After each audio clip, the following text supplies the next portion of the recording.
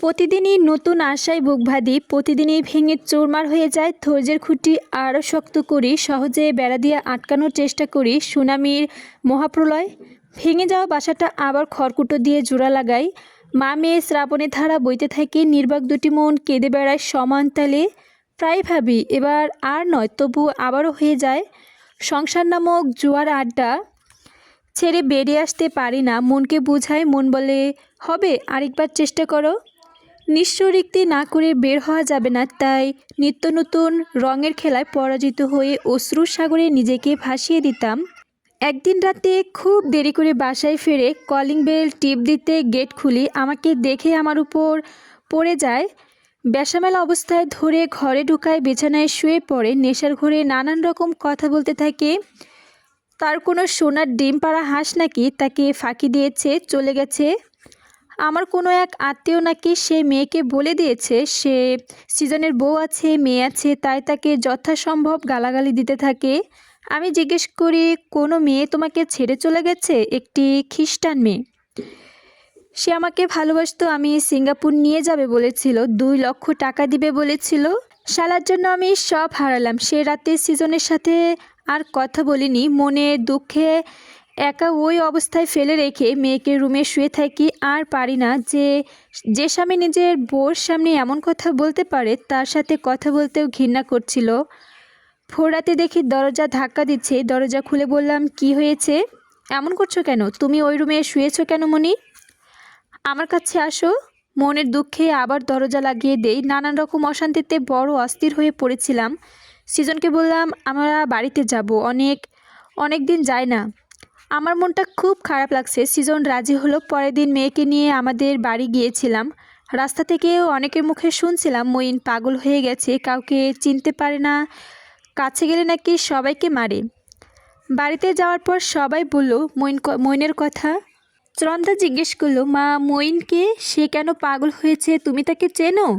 বললাম, হ্যাঁ চিনি, আমাদের পাশের বাড়ির। এর চেয়ে বেশি কিছু বলার ছিল না। মঈনকে দেখতে যাওয়ার জন্য মনটা ছটপট করতে লাগলো। বিকালে চাচাতো বোন চরণদাকে নিয়ে মঈনদের বাড়িতে যাই। মঈনকে দেখে স্থির থাকতে পারি না আমি। একই চেহারা হয়েছে, চুল দাড়িতে মুখ প্রায় দেখা যাচ্ছে না। পায়ে শিকল পরানো, হাতে একটি কাঠি নিয়ে মাটিতে বড় বড় অক্ষরে লিখছে মণি মণি। মেয়ে আমার দিকে তাকায়, চারপাশে অনেক লোকজন, সবাই আমাকে বলে, কাছে যেও না, মারবে। মঈনের মা আমাকে দেখে জড়িয়ে ধরে, তাকে থামানোর ভাষা নেই আমার। মঈনের এমন অবস্থা দেখে বোবা হয়ে যায় আমি। কোনো কথা মুখ দিয়ে বেরোতে চায় না। মঈনের দিকে এগোতে থাকি। অনেকে আমাকে ধরার চেষ্টা করছে কাছে না যাওয়ার জন্য, কিন্তু আমার বিশ্বাস ছিল মঈন আমাকে চিনতে পারবে, আমাকে মারবে না। আর মারলেই বা কি, মরা দেহে ব্যথা লাগবে না। মঈন বললে তাকাতেই হেসে উঠল মঈন, জড়িয়ে ধরল আমাকে। আমি জানতাম মনি তুমি আসবে, তুমি আমাকে না দেখে থাকতেই পারো না। আমি সবাইকে বলেছি মনি আসবে, কিন্তু কেউ বিশ্বাস করেনি। দেখো আমাকে ওরা বেঁধে রেখেছে। তুমি কতবার ওদেরকে বলেছিলে আমার কাছে যাব, ওরা যেতে দেবে না। তুমি নাকি অন্যের বউ হয়েছো, সেটা কি কখনো হয় মনি? তুমি ওদের বলে দাও, তুমি তো আমার মনি, তুমি আমাকে ছেড়ে আর যাবে না তো? সবাই বলে আমি নাকি পাগল। তুমি বলো না আমি পাগল না? আমি পাগল হলে তো তোমাকে চিনতাম কেমন করে? আমাকে ছাড়ো মঈন, বসো। তুমি শরীরের একই হাল করেছো, নাওয়া খাওয়া ছেড়ে দিয়েছো, চুলদাড়িতে মুখ ঢেকে ফেলেছো, তোমাকে পাগল বলবে না তো কি বলবে? তুমি এসো, এখন আমি সব করব, গোসল করব, খাবো। ঠিক আছে চলো, আগে গোসল করো, তারপর খাবে।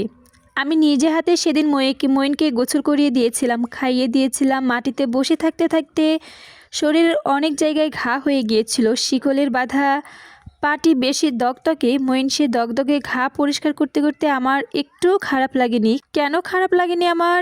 মনে যে ঘা হয়েছে সেটা তো আরও বেশি ক্ষত। সে ক্ষত হয়তো কেউ দেখতে পায় না, কিন্তু আমি তো তার ব্যথার যন্ত্রণা উপলব্ধি করতে পারি। চরণদাকে দেখে এগিয়ে এলো মণি। এ বুঝি তোমার মেয়ে? কি নাম তোমার?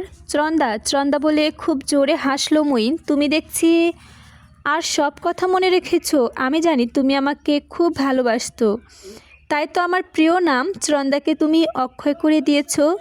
চরণদার 2 গালে আদর করে বলে, বেঁচে থাকো মা, ভালো থেকো।